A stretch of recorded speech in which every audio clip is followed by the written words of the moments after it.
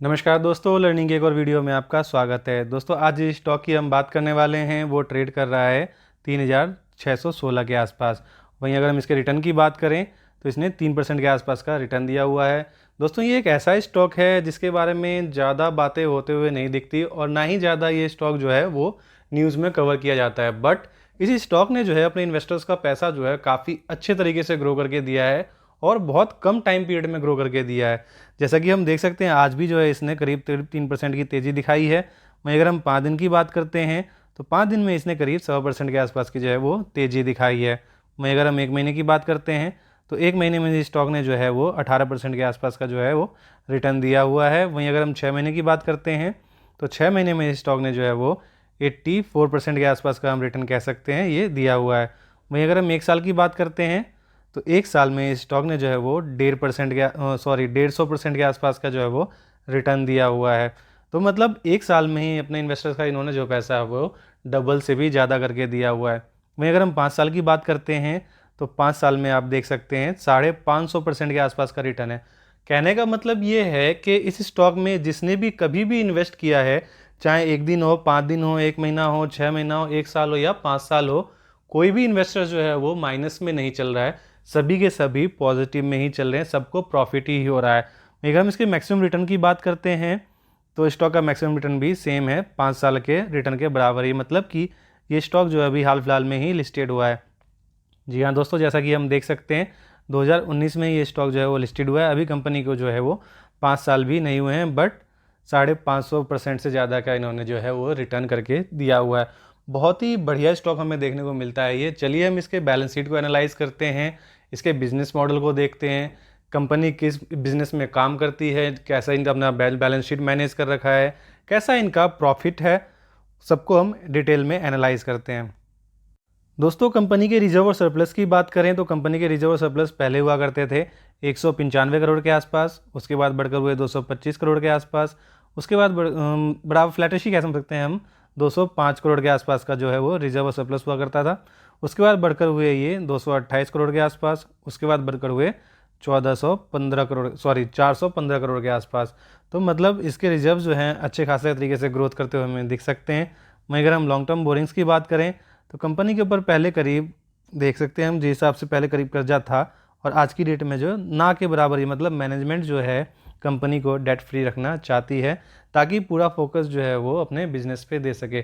तो इससे हमें मैनेजमेंट के मंसूबों का पता चलता है कि मैनेजमेंट का काम करने का तरीका जो है वो कैसा है, वो डे बाय डे जो है अपने कर्जे को कम करते हुए जा रहे हैं। वहीं अगर हम शॉर्ट टर्म बोरिंग्स की बात करते हैं तो उसमें भी सेम वही खेल चल रहा है। देख सकते हैं हम, पहले 102 करोड़ के आसपास का कर्जा हुआ करता था, फिर 73 हुआ, 3 हुआ, 10 हुआ, आज की डेट में जो है वो 31 करोड़ के आसपास का कर्जा है।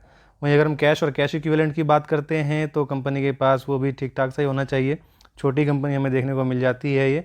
जी हाँ दोस्तों, 85 करोड़ के आसपास का जो है वो कर्जा है। बैलेंस शीट हमें अच्छी देखने को मिल रही है। थोड़ा और डीपली जाएंगे और थोड़ा डीपली और एनालाइज करेंगे। अगर कंपनी के मार्केट कैप की बात करें तो 8,584 करोड़ का आसपास इसका मार्केट कैप है। स्मॉल टाइप और मिड कैप के बीच की कंपनी हम इसको कह सकते हैं। स्मॉल कैप से थोड़ा सा ऊपर ही जस्ट अभी मिड कैप में आती हुई हमें दिखती है ये कंपनी।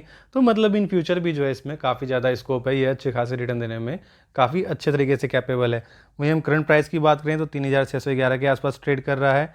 52 वीक हाई की बात करें तो 3,695 है। 52 वीक लो की बात करें तो 1,320 है।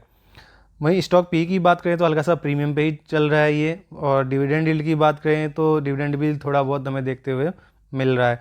वहीं आरओसी और आरओई की बात करें तो बहुत ही ज़्यादा हेल्दी देखने को मिल रहा है। कितने अच्छे तरीके से इनका आरओई और आरओसी जो है ग्रो करके बढ़ा है। वहीं अगर हम फेस वैल्यू की बात करें तो फेस वैल्यू भी हमें 2 दिखती है। मतलब इन फ्यूचर एक बार हम उम्मीद रख सकते हैं कंपनी जो है वो स्टॉक स्प्लिट दे।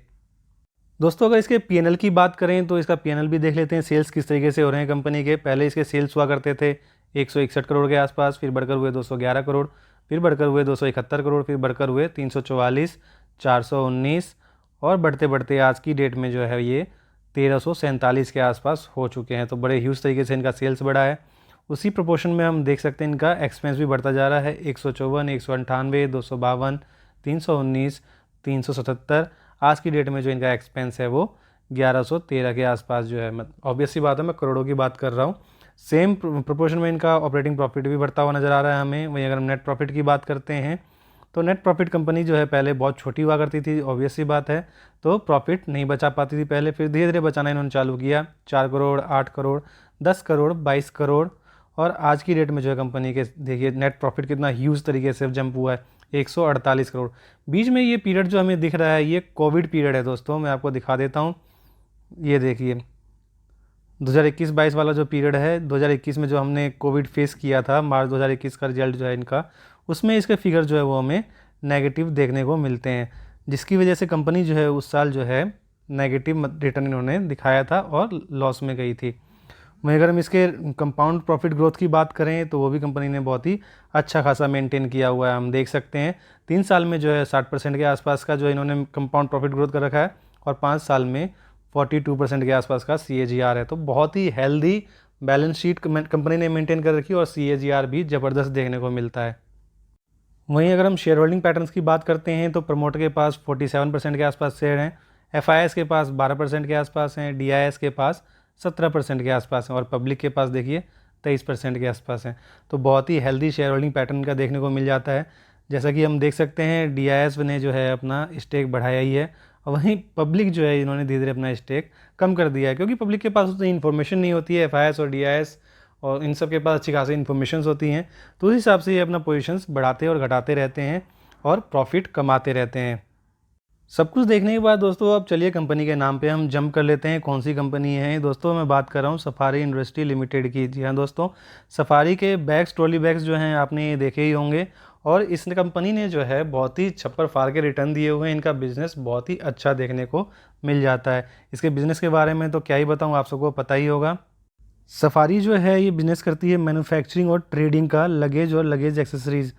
मतलब कि जो ट्रॉली बैग्स हमें दिख जाते हैं और पिट्ठू बैग दिख जाते हैं जो हम कैरी करके जाते हैं, उसमें जो है इसकी अच्छी खासी पकड़ है। इसके जो कॉम्पिटिटर हैं VIPs वगैरह, उनसे ये काफ़ी अच्छे तरीके से अपना बिज़नेस करते हुए दिखती है हमें।